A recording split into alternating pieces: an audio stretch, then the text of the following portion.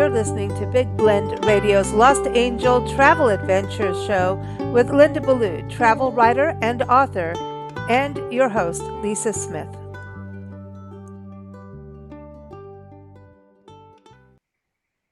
Well, welcome everybody. Super excited. Today is the second episode of our new Big Blend Radio Lost Angel Travel Adventures podcast with travel writer and author Linda Ballou. And today she is taking us to Hawaii and she's going to tell us about Bobo in Taylor Camp. Now, Taylor Camp is fascinating.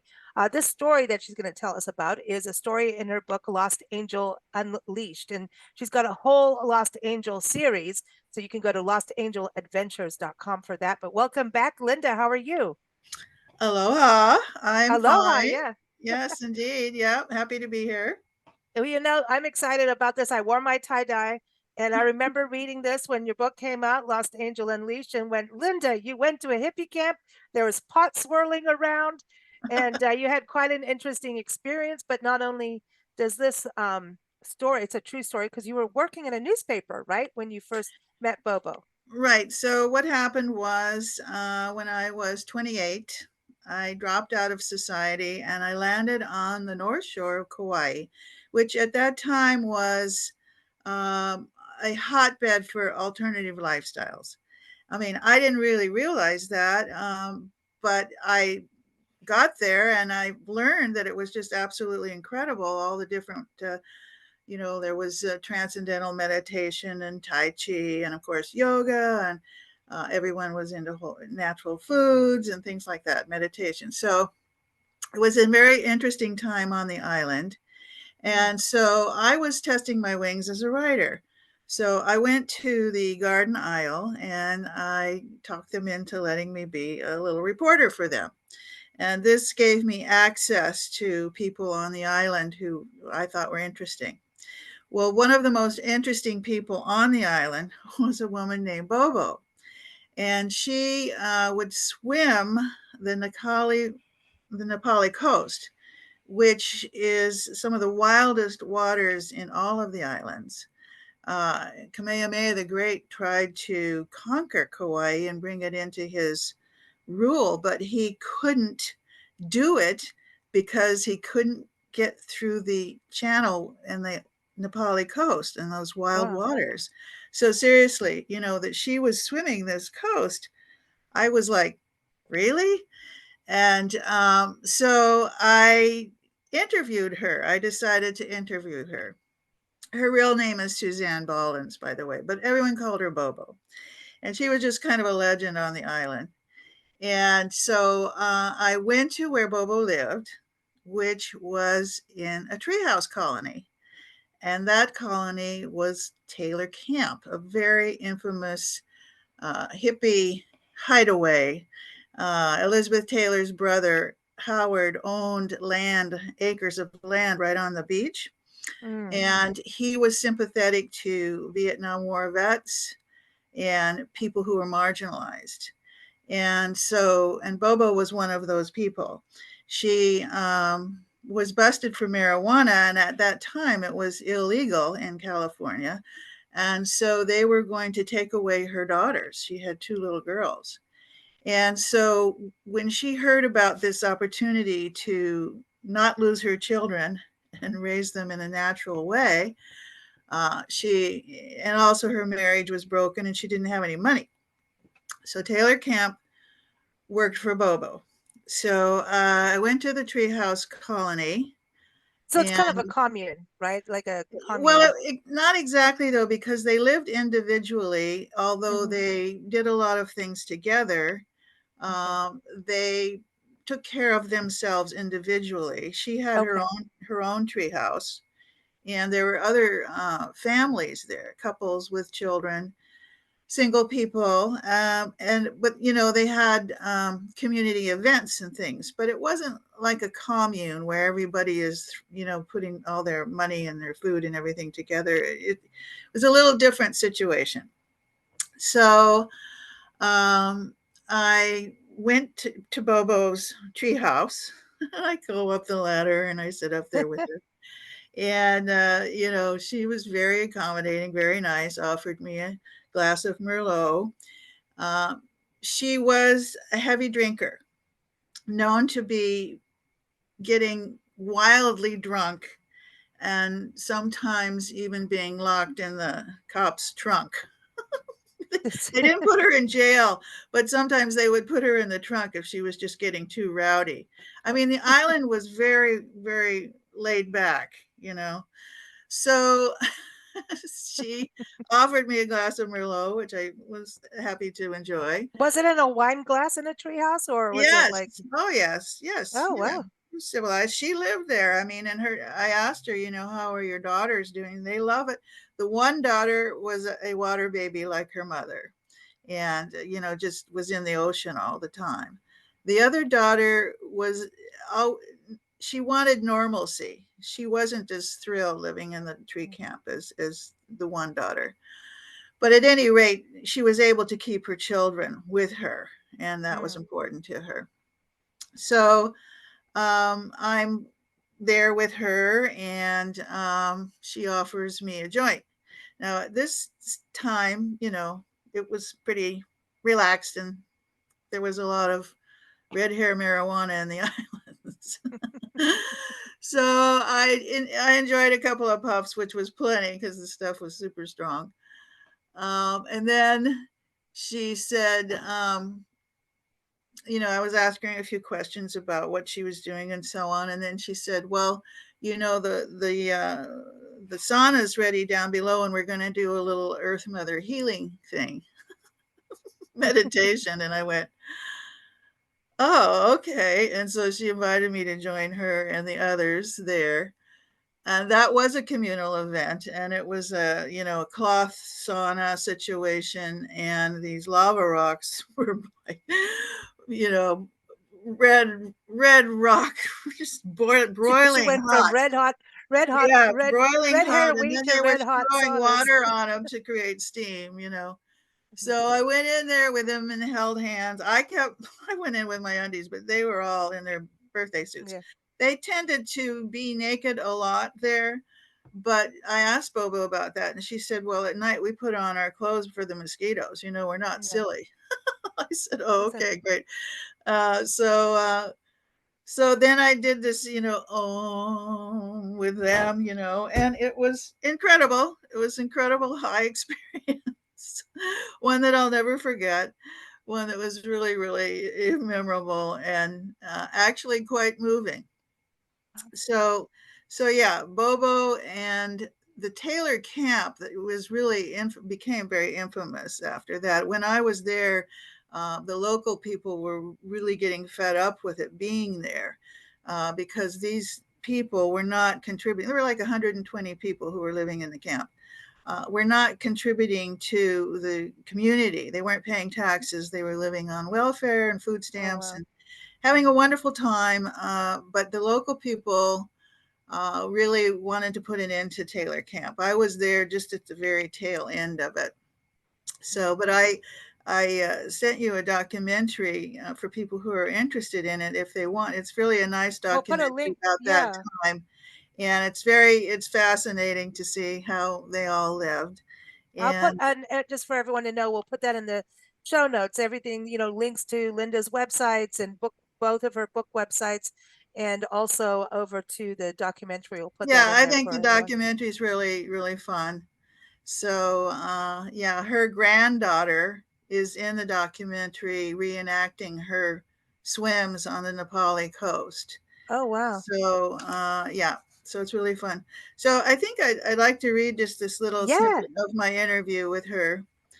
Okay, so I asked her, "What makes you want to do these dangerous long swims alone?" She said, "It's where I escape from everything I can't change.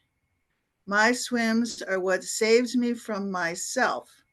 Sometimes I feel like there's a cold wind blowing through my heart. I try to drink and drug it away, but that never really works. If it weren't for my swims, I would likely be dead from alcoholism." Well, Wow, I said, "What is it like to swim in the most treacherous waters in Hawaii for so many hours?" It was like 6 miles to Kalaloa. "It is like a meditation. I swim in the nude. I swim face down wearing snorkel, mask, and fins. I grease up my body with wheat germ oil to protect me from the sun, and it helps keep me warm. My arms, legs, and breath find their rhythm, and my body goes into an automatic pilot. It's like an out of body experience where I'm no longer in charge of what's happening. The currents and wind are mostly in my favor, swimming down the Nepali coast. It is kind of like being a bird gliding on thermals. When I go all the way to Palahali, another 5 miles from Kalalau, I take a sarong with me.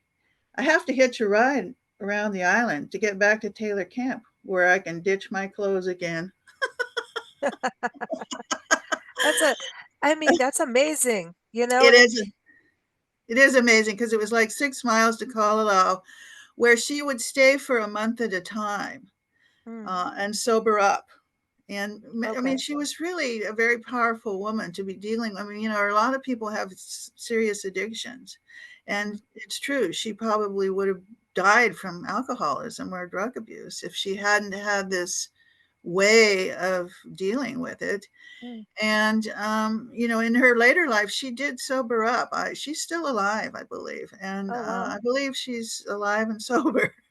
Well, it's kind of like Isabella Bird, we talked about last month, Ah, um, who was alcoholic drug induced, but that was from her medical situation. But then right. getting But off of that, and But here's all you're these, right. You're right, yeah, Lisa. I didn't think about that, but maybe that's why I was drawn to these both of these women is the fact that you know Isabella lifted herself up from the invalid's bed at the age of 40 hmm and then began to tour all around the world and write about it. I mean, that's really something. And this woman was dealing with, a lot of hardship, a broken marriage, a single mom trying to raise them in a way she didn't want them to go into a foster home. So yeah, it was an unorthodox way to go, and she had her demons, But yeah, she, like I say, I was just so impressed. Firstly, with the athleticism of being able to swim in these very rough waters, but as she said, she was going with the currents on when swimming down right. to Kalalau. Kalalau was a sacred Hawaiian village that the hippie had taken over really, and that was one of the reasons, one of the things the locals didn't like is they didn't want the people camping out there. But this was at a time when there were very few people there, and she was sometimes there by herself, for a Mm. month at a time. And what did she eat? I don't know. I mean, really.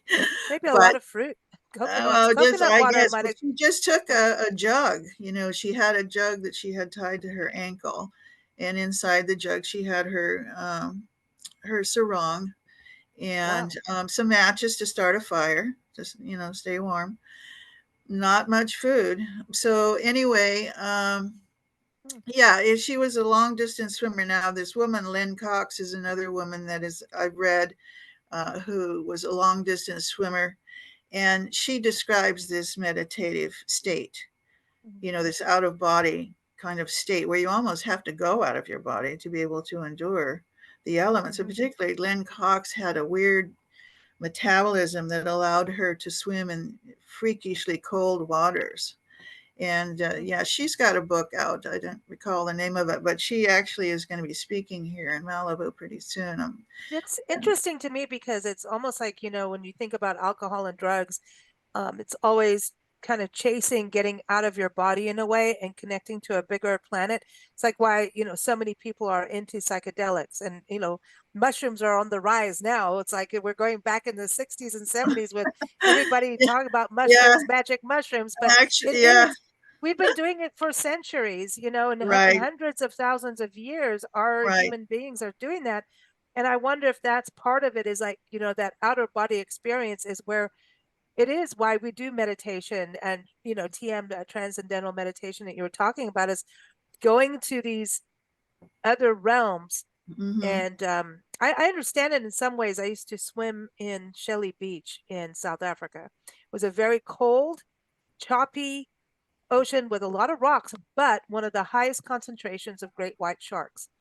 Do not ask me what the heck I was doing. Yeah, And really. Nancy, my mom would have a flip because I'd go out. You could, it was a place to gather shells because you could go to the coastline, but you go out and then it would dip down into almost like a tunnel.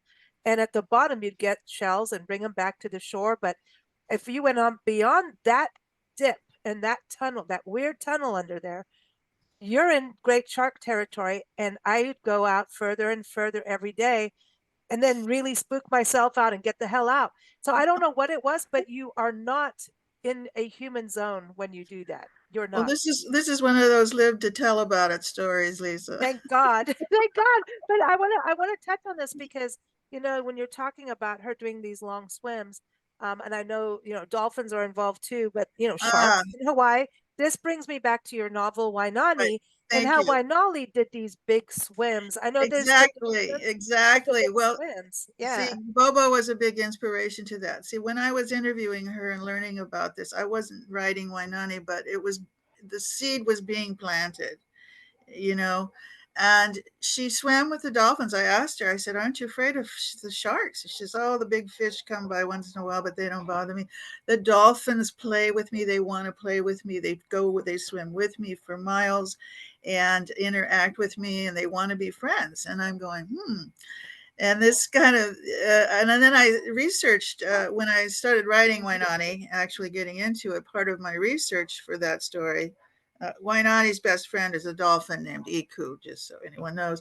And I researched the dolphin behavior, and in fact, human beings have had tremendously close and personal relationships with dolphins. And in the first chapter of Wainani, I have Wainani is in a surfing contest, and she stands on the back of Iku and his mate Laka, and she wins the surfing contest. Well, I saw it in Florida, a woman standing on the back of two dolphins, you know. Wow. I didn't make any of it up. And in part of the book, um, she helps the sacred bride deliver her baby. She takes her to a pool and calls in her dolphin friends, and her dolphin friends hit the sacred bride with sonic uh, beams. I mean, and this is something that relaxes the mother and allows her pregnancy to be easier. These water births with the aid of dolphins, and I Wow. read about that, and I went, really? And they do that today. I mean, that's happening. And they protect you from sharks when you're swimming too. That's true enough. Hmm. True enough. Hmm. So yes, there was a lot of dolphin relationship in Wainani, and it all started. The idea of it all started with Bobo Mm. and her long distance swims and her friendships with the marine mammals. Wow. So yeah, Wow. Amazing. Amazing. I love it. I love it. So, everyone's got to go get the book. Now, this is a trilogy. Lost Angel, you've got Lost Angel. We first met you when you did your California coastline with Lost Angel Adventures, and then you've got Lost Angel Walkabout, which you've got there behind you, and Lost Angel Unleashed is the latest one. So I'm just going to say for the holidays, you should just get all three of them, you know. right. And if you go to my website, you can get them all three of them for $30, gift wrapped and sent anywhere in the U.S., Wow. You know how to gift wrap right including there. Hawaii, including Hawaii. And I love that. And So well, your book I still have a gets lot of Hawaii everywhere. stories because I do love Hawaii, and I've researched the history of Hawaii, and it's always been a restorative place for me. So Yeah. yeah, I go there when I need sustenance and solace. Oh, that's the thing. Nature can be your salvation. That's the thing about Bobo. Nature's big enough. Mm-hmm. It can absorb your depression, your anxiety, your Mm-hmm. fears, all of it. Nature's big enough, and that's the thing. It's really true when you get out there, and it's humbling as well. It makes you realize how connected you are to everything and not so alone as well. Exactly, exactly. And all of Mm. my characters and everything I've written, I didn't realize it until I had already written them. They all find salvation in nature. Nature rocks, man. It's Mother Nature. That's why we call her Mama, Yes, for indeed. sure. So everyone, again, the website is lostangeladventures.com. Thank you so much for joining us. We can't wait for next time. Yay. All right, Lisa. Aloha.